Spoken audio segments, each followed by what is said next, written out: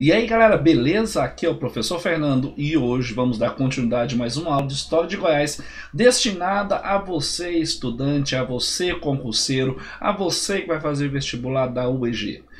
Vamos falar hoje sobre o movimento populista de 1946 a 1964, logo depois da nossa vinheta.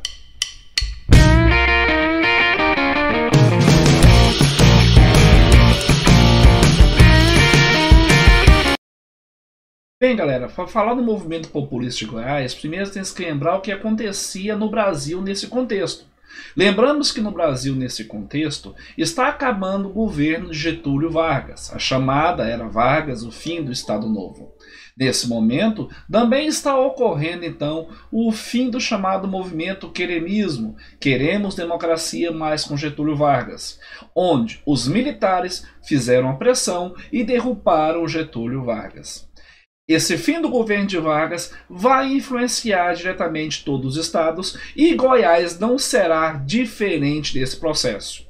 Podemos afirmar então que os governos estaduais de 1946 a 1964 procuraram cada vez mais inserir Goiás no processo produtivo nacional e dedicaram-se à resolução de dois problemas principais: a infraestrutura básica e a comunicação. Beleza? O movimento militar que derrubou o presidente Getúlio Vargas, como foi dito antes, colocou no poder, na direção do Estado, o poder judiciário, para que as eleições pudessem ocorrer nesse período de maneira democrática. Registre isso aí. Os governadores de Goiás nesse período de reorganização da democracia foram governadores provisórios destinados, é claro, ao poder judiciário até vir as eleições. Foram eles Eládio de Amorim, de 45 a 46, Felipe Xavier de Barros, em 1946, Belarmino Cruvinel, em 1946. Realizada ao final de 46 as reeleições, foi Coimbra Bueno para o quadro de 1947, quadriênio, de 1947 a 1950, sendo o primeiro governador desse período. No seu governo de Coimbra Bueno, de 47 a 50, podemos apresentar algumas características como, anota isso no seu caderno que é importante: expansão econômica do Estado em direção à Amazônia, alargando as fronteiras econômicas, iniciou a construção da rodovia Anápolis-Tocantinha, não é Tocantins, Tocantinha mesmo, ok? O governo procurou melhorar e aumentar a produção agrícola, bem como fomentou a produção animal com a criação de um laboratório de vacinas e da instalação de postos agropecuários em Goiânia, Porto Nacional e Morrinhos. Passado o seu governo, e é interessante observar que Pedro Ludovico Teixeira é eleito governador do estado justamente que ocorre o processo de eleição de Getúlio Vargas. É interessante até uma curiosidade histórica de que maneira, de como os dois caminham juntos nesse processo do Brasil nesse momento. O governo de Pedro Ludovico Teixeira, de 51 a 54, apresentou as seguintes características: preocupação com a modernização do Estado. E a preocupação foi tão grande que ele adotou uma política de eletrificação do Estado. Nessa política de eletrificação do Estado, Pedro Ludovico criou as Centrais Elétricas de Goiás, chamada CELG, e dando início à construção de usina do Rochedo. Usina do Rochedo, dentro da política de eletrificação, visava possibilitar o início da industrialização do Estado. Ok? Além disso, além de criar a política de eletrificação no seu mandato, Pedro Ludovico Teixeira criou meios e captou recursos estaduais, criando o chamado Banco do Estado de Goiás S.A., BEG. Muitos de vocês já não devem nem ter ouvido falar de BEG, mas era um banco estatal, era um banco do Estado. Passando aí, o último governador, antes de Mauro Borges, é o terceiro governador desse período, nós encontramos José Ludovico de Almeida, conhecido como Juca Ludovico.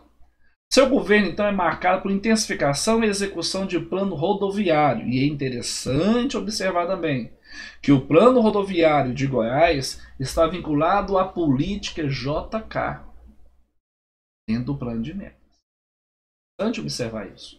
E nessa política de plano rodoviário, foi construídas as seguintes estradas em Goiás: Jataí, Aporé, Itaberaí, Crixás, Jaraguá, Goianésia, Uruaçu, Goiânia, Nerópolis, Formosa e Poços, e na região norte, Rede do Norte, Veadeiros, Cavalcante, Monte Alegre de Goiás, Arraias, Taguatinga e São Domingos.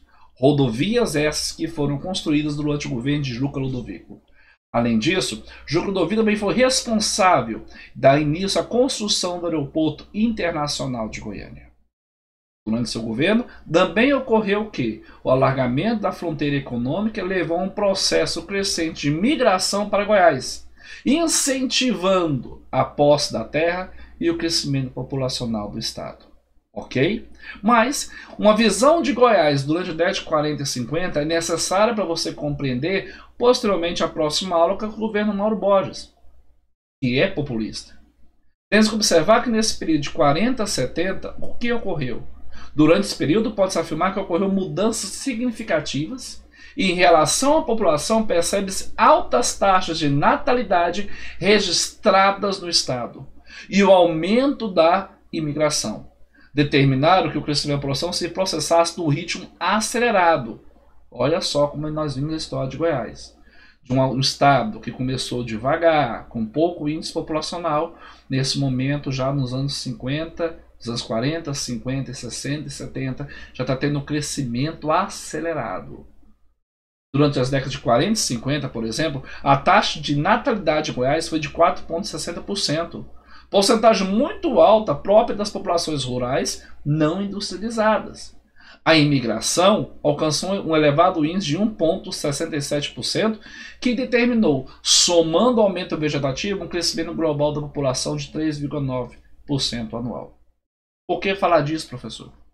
Porque esse crescimento populacional, essa onda de imigração, vai gerar, no governo de Mauro Borges, disputas pela terra.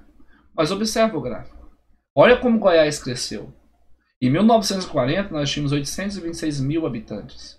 Em 1970, Goiás passa a ter a cifra de habitantes de 2.988.414. Ocorreu o crescimento? Ocorreu.